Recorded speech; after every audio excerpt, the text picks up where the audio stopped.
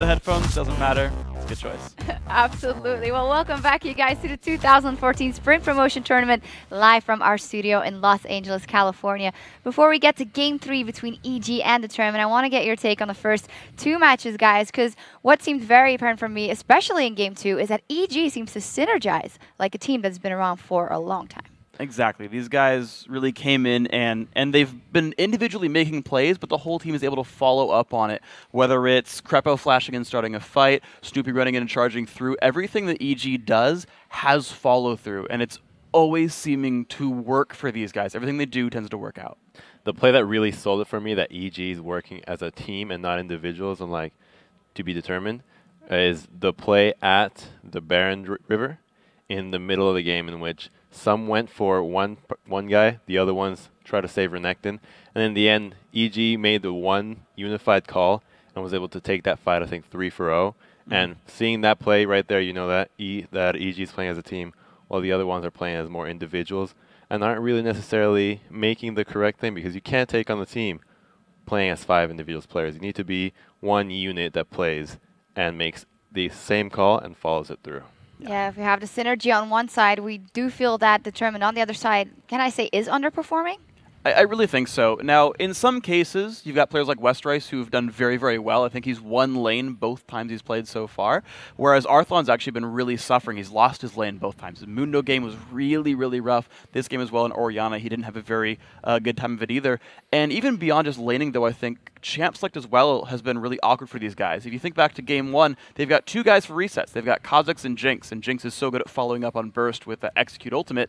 And then for their other solo, they run Mundo, who wants to fight like really long duration, non-bursty team fights, and so they're even missing champion on champion synergy, not even just player on player synergy.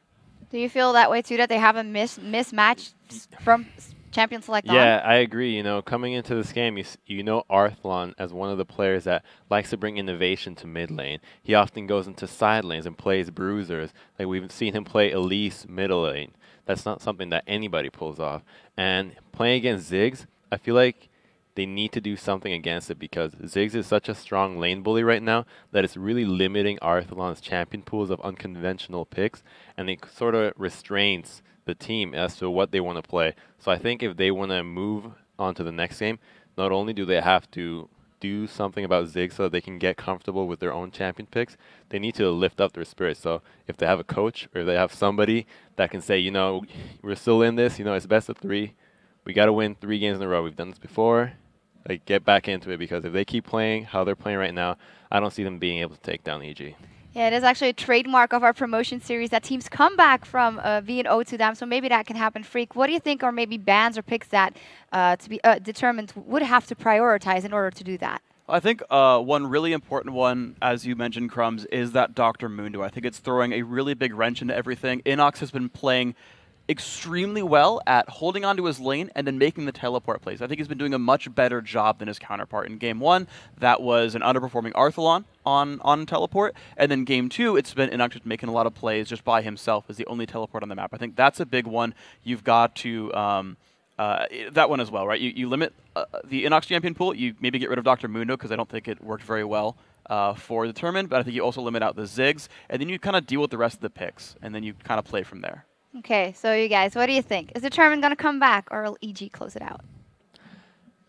I want to say that Determined can put up a fight. I think they definitely have it in them to go for at least one more game to beat EG in one of the games. Now, personally, it takes quite a bit of a miracle for them to be able to win 3 games in a row, seeing how Evil Geniuses is playing.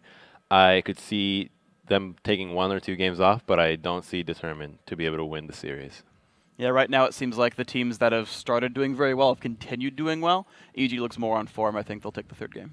All right, well, thank you very much, guys. And now it's time to check out our favorite answers to our second Twitter question of the day. Of course, earlier today, we asked you which North American teams would you like to see win their promotion tournament series and why. And here's what you had to say. The first one is from M. Walters40. It says, Curse for sure. They're a solid team, and they finish 4th a lot, but I'd like to see Curse break their curse.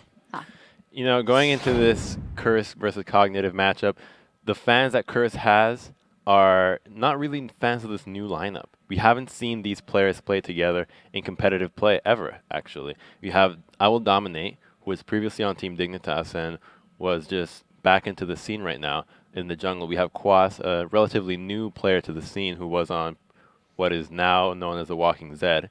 And then we have Zekin as support with Voyboy switching roles. So it's a really new team that I think is very ambitious because they all really want this and it's their lives right now. I think the ambition that Crumbzz has is something that some of the current LCS teams lack and most amateur teams do have. And I think that's going to get them the edge over Cognitive in the series. Okay, that's a matchup we're going to see play out on Sunday, of course. The second tweet is from @BowHunterX. I want to see EG in the LCS just to see how the Snoop crew will do against America's best teams and especially against Cloud9. Yeah, I mean, honestly, these guys are doing very, very well. And when we talked about the matchup before it even started, we said, you know, will Pobelter hold up? He's been kind of hit and miss. Inox, not a ton of experience on him. He's doing incredibly well. And the other three, they're looking like the experts they are. EG looks really good. Absolutely. And then the final one is from @GordonRamseyLol. I wonder if he's good at cooking. I want to see Determined Gaming making it into the LCS because I want to see more of Arthalon's unconventional picks. I kind of agree with that one as well. It'd be nice to see him. I like the players that do crazy, innovative things. It's fun to see the dudes who break the mold and say, actually, here's going to be the new thing, and people have to deal with it. I want to see the innovation in this series. It might be the thing that keeps his team alive, and we'll see if it comes out. Yeah, it might be the key to the game for Determined. Now, remember to keep hitting us up with your answers. We're @LOL.